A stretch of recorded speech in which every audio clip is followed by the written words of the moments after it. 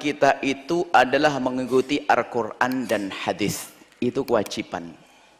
Harga mati nggak bisa ditawar. Cuma pertanyaannya, gimana ente bisa mengikuti Quran hadis? Baca Quran aja belepotan. Hah?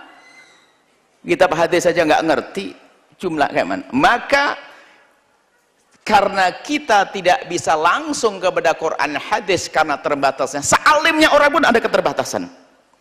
Maka caranya apa? Kita mengikuti Al-Quran dan hadis Nabi dengan caranya orang yang lebih tahu tentang Quran dan hadis Nabi. Dan orang yang lebih tahu tentang Quran dan hadis Nabi itu sudah disepakati ijma', kesepakatan ulama dari masa ke masa, mereka adalah para mujtahid. Mujtahid itu bukan orang yang bisa membaca Al-Quran, tahu maknanya lalu membuat fatwa. Tidak, mereka mengumpulkan hadis-hadis di otaknya, kemudian ketakwaannya kepada Allah, Quran, semuanya, kemudian setiap permasalahan itu diskusikan terus sampai keluar, didiskusikan, maksudnya dibahas, dikaji oleh beliau sendiri. Imam Syafi'i, Imam Malik, Imam Ahmad, Imam Abu Hanifah. Beliau punya perangkat untuk memahami Al-Quran, bukan sekedar bahasa Arab. Untuk memahami Al-Quran tidak cukup dengan bahasa Arab, ada perangkat yang lainnya. Ada ilmu yang saat ini sudah dibukukan menjadi ilmu usul fikih. Untuk hadis ada ilmu usul hadis, tafsir ada usul tafsir. Orang baru bisa bahasa Arab saja ngaku mujtahid, itu orang sakit gak sadar. Ketahuilah kemudian bagaimana ikut para ulama. Ngikuti ulama, anggap saja ulama terdekat kepadamu, kita ngikuti guru kita.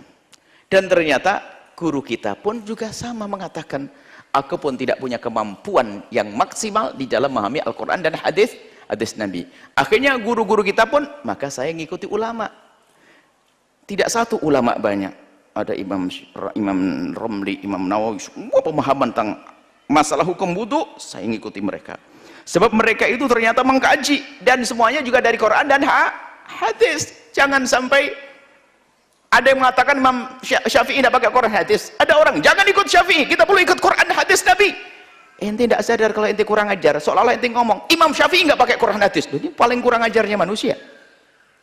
Imam Syafi'i paling ngerti Quran, paling ngerti hadis. Lah karena kita tidak mampu, kita ngikuti ulama. Dan ternyata ulama-ulama pun mereka juga tawadhu, mereka tidak sombong. Mereka tidak mengandalkan dengan otaknya sendiri. Mereka melihat otaknya Imam Romli, Imam Rafi'i dan seterusnya, Imam Nawawi, dia tak tahu aja mereka dirinci kembali, tanya kepada cara berpikir, cara manhaj memahami Quran dan hadis Nabi ala Imam Syafi'i, ala Imam Hambali, ala Imam Malik yang ada di Maroko, ala Imam Abu Hanifah yang ada di India. Nah, maka jawabannya, kalau kamu ikut Quran hadis dan benar ya boleh. Cuman ente itu siapa? Hah? Maka yang paling tepat ya sudah, yang dilakukan para ulama bermadhab. Bermadhab itu maknanya mengikuti ulama, bahkan bukan satu. Sehingga kita menemukan antara Imam Romli dengan Imam Ibnu Hajar itu ada perbedaan pemahaman. Tapi kembalinya kepada hadis, kadang hadis yang sama. Bahkan tidak semua hadis harus dipakai, ada hadis tidak dipakai. Karena apa? Oh ternyata sudah dihapus. Anda tidak tahu kalau itu mansukh. Makanya paling enak kembali kepada ulama. Lah itulah bermadhab. Kalimatu haqqin urida bihal batilu. Sehingga masalah seruan kembali kepada Quran hadis Nabi, kalimat benar tapi maksudnya adalah jelek. Maksudnya apa? Menjauhkan dari ulama. Kalau sudah orang-orang awam seperti kita jauh dari ulama, punya ilmu apa setelah itu? Makanya kembali kita seru, kembali kepada Quran harus, kepada hadis Nabi harus, tapi harus melalui tangga yang sebenarnya, yaitu melalui ulama. Dan yang paling mudah dalam hal ini adalah ulama bermadhab. Sebab madhabi bukan mengeluarkan mengeluarkan ilmu dari otaknya sendiri. Mereka mengkaji, sehingga mencari kitab ini ringkas dari kitab ini terus sampai sambung kepada ulama Imam Abu Hanifah, Imam Malik, Imam Syafi'i, Imam Ahmad ibn Hambal.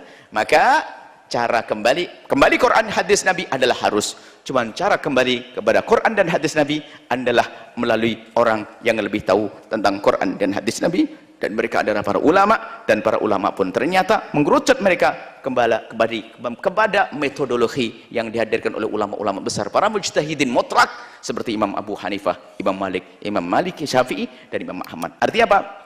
Kembali kepada Quran dan hadis Nabi adalah dengan cara mengikuti ulama.